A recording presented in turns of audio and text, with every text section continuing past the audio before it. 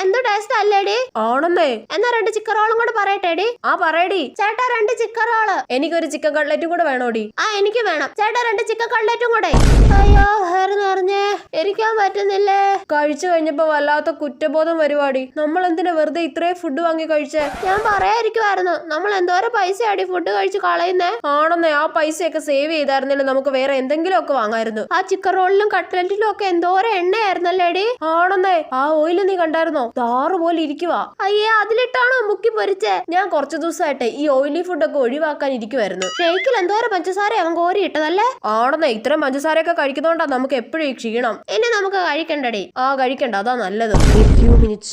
വെറുതെ ഇരുന്നോണ്ടാണെന്ന് തോന്നുന്നു. വല്ലാത്ത വിശപ്പല്ലേടി. ഞാനത് നിന്നോട് പറയാതിരിക്കുവായിരുന്നു. നമുക്കെന്താ പിന്നെ എന്തെങ്കിലും കഴിക്കാൻ പോയല്ലോ? നമുക്ക് നേരത്തെ കഴിച്ച കടയിൽ നിന്ന് തന്നെ കഴിക്കാം. അവിടുത്തെ ചിക്കൻ റോളിന് നല്ല ടേസ്റ്റ് ആയിരുന്നു. ആ എന്നാ ബാ. ആ വാ.